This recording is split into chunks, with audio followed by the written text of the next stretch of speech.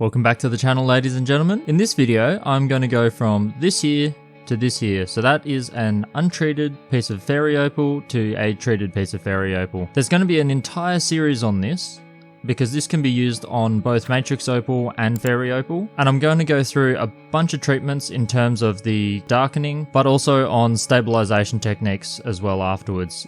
Particularly on fairy opal, which commonly needs to be stabilized. There are a million ways to do this and I'm going to show them all, but first up today, we're just going to use sugar and heat. Doesn't get any simpler than this method, anyone can do it. I'll try to give you some tips and tricks along the way, but like I said, subscribe to the channel if you want to stick around and see a bunch of other methods. There are so many different ways. We're going to be using oils, we're going to be using heat, we're going to be using acids, vacuum chambers, pressure chambers, a whole heap of resins you've probably never even heard of. There's a lot of work ahead. It'll probably take all of next year. So these will be mixed in amongst the carving videos.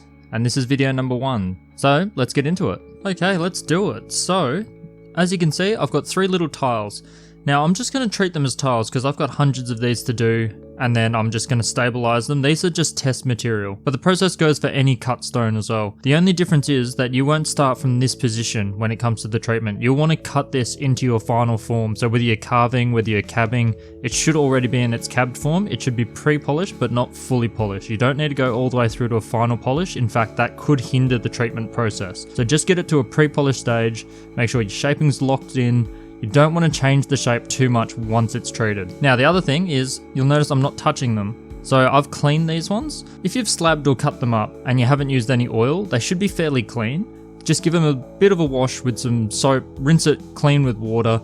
Make sure you don't have oily fingers when you're drying them and all of that kind of stuff. Any oils that you add to the surface of the stone is going to negatively impact the sugar treatment. Remember, we're just using a sugar solution and heat. So the sugar solution won't mix very well with oil, so you don't want any oil on the face of these stones or inside the stones at all. So keep them clean. If you have cut with oil, I wouldn't recommend this method, but you can actually clean it. So anything slabbed with oil, and you can see that there's oil in the pores and everything, I use trisodium phosphate to clean it out. It is super aggressive. You do have to be pretty careful with it. I might do a write-up on that separately. So make sure your stones are shaped and clean. Next is the actual treatment. So what I'm going to do is a little bit different. I've got some little jars. Each one of these is going to go in a different jar because I'm going to treat them a little bit differently. They're all going to use sugar and water and heat. This one I'm going to keep super clean. This one I'm going to handle without gloves. This one I'm going to handle with a bit of oil. So we will have an affected stone, a semi, and then a really pristine clean one. Now at some stage I'll put a write-up on the website, but the process is pretty simple. All we're going to do is inside this, we're going to put a solution of sucrose and water, so just normal white sugar. The cleaner the better. The water, I'm also going to use filtered water. You don't want too many tap water chemicals in there. Some of those can affect it. It doesn't have to be like super distilled water or anything, just a particle and a carbon filter, which is what I've got under my sink. I'm going to chuck just enough to cover the stone of that solution. And that solution is going to be like a 1:2, 1:3 ratio of water and sugar. You should see that in the cold, it's not going to fully dissolve, but once it's warmed up, you should be able to fully dissolve it all in, mix it up, and then drop that stone in. The stone we're also going to heat just on the edge of the slow cooker. All of this could be done in an oven. I'm going to do it in a slow cooker and an oven, but you just want to make sure the stones are a little bit warm. If you put a cold stone in the hot solution, it'll just cool onto the surface of the stone, and I feel like sometimes that can coat it and then stop it getting right inside the stone. So it's better to keep them both nice and warm, and then we'll start the process. So like I said, this one here will go into the jar without handling it at all, so I've got tweezers for that one. This one I'll handle with clean hands. This one I'll get a bit of oil onto my fingers and then chuck that one in as well. So let's jump over to the slow cooker. So the first step is typically to get your stones nice and hot and your sugar solution nice and hot. Now normally you would just heat up all your stones in like a pan or something outside and then just chuck it into the solution which you're making in the main body of the slow cooker, but I've got 3 little sub-samples here.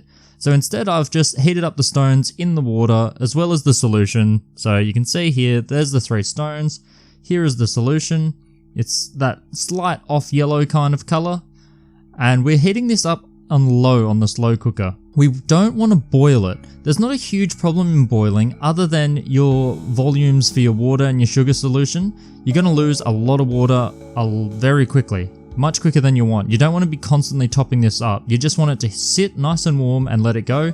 Every cooker's different. Mine, the low setting is about 80 to 90 degrees or 180 to 190 Fahrenheit, and that does pretty good. It just threatens the boiling without actually boiling. It's good enough to make the sugar solution pretty concentrated, and then just cover the stones in it. You don't need more than that. That's already too much. You just need to be able to cover it. It's not going to soak it like a sponge. I wish it would, but it really doesn't. And then I'm just going to loosely cover it, all of it, just because that will trap a little bit of the water in there. You just don't want it drying out. Don't risk drying it out. So loosely seal all the lids. You can see here, just a little tap and they move. You can do some funny things with pressure. If you have a stronger jar, these are pretty weak. I wouldn't want to pressurize them. But you can do a lot of pressuring and vacuum stuff, and that will come up in future videos. But for this one, super simple. Just loosely seal, chuck the lid on the slow cook so we don't lose that water as well. And I do a pretty short, quick treatment for these ones just to see how it goes. And you'll see when I lift one up, the solution has definitely come maybe to even a brown color, but I always see it as a dark yellow. And you can take it much further than this, but I thought just for demonstration purposes, that's enough for now. And I want to keep them all consistent, so less than 24 hours, take them out, and then I'm just patting the excess off. They will be sticky, so you can see that one's stuck to the paper towel a little bit. You don't need to wipe them, you definitely don't need to rinse them. You want to keep that sugar solution all on the surface as well, but you just don't want a lot on there because when you burn it, it's going to have this thick layer of crust. You just want a coating more than anything.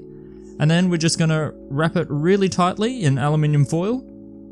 Just chuck your stones on there and give it a good wrap, chuck it at one end and then just roll it up, and at the end just bundle them all together and give them a good hard scrunch.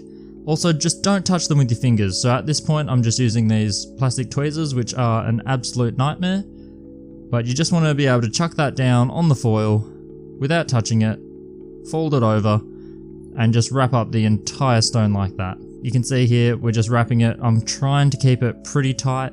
You can do it a bit loose, but I find that you can trap a bit more of the smoke and stuff if you wrap it nice and tight, because you don't want to smoke out your kitchen. I'm literally going to do these 3 rocks in my oven.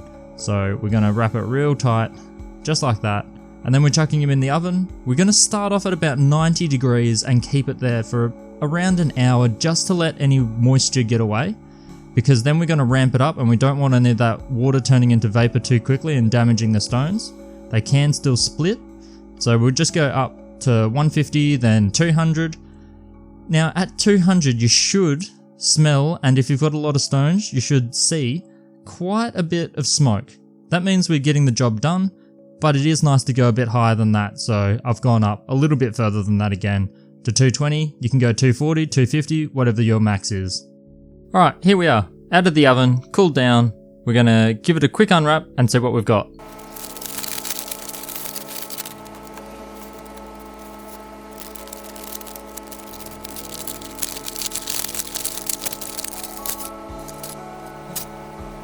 Alright, so all 3 now we can handle without gloves. There's not a lot of colour in these. There's a tiny little blue line that comes across, but this is just a lot of trial material. So this is just step 1. We've got to then stabilize all of this because it's fairy opal. It's still very crumbly, definitely very porous. You can see all those little holes there.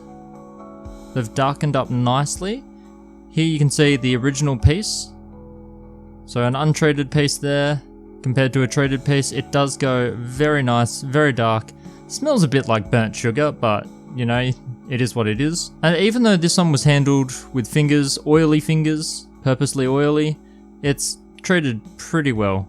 You can see there's a few little darker spots in there, but apart from that, this still hasn't even been scrubbed up. Future videos I will be slicing each of these, just taking off a corner, and we'll look at the penetration depth of all of the treatments.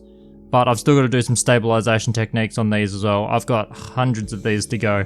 So doing this small scale batch of 3 is only the beginning. In fact, it might not even be the beginning because they might not have been the first. But anyway, you can see if there was any color there, it would certainly be leaping out because that has gotten fairly dark for a single treatment. I would be very much happy with that. This is where you would then take it and, well, they would be cabs and you would be able to polish them up. You can go back to that last pre-polish stage that you just did, but because these are fairy and not Andamuka matrix, they are going to require a bit of stabilization. Technically they don't have to, you could polish this up, but it is going to not be overly shiny because there's going to be a lot of holes in it. But these are 3 very perfect candidates to move on to the next step, and I can show off 3 different methods of stabilizing them. Making them dark, not so difficult. You can literally get away with just sugar and heat, of course. I would have mentioned that there are a couple more complicated ways, and I'll show those off on the channel, so subscribe and you won't miss them. But I will show things like pressure and vacuum techniques for doing the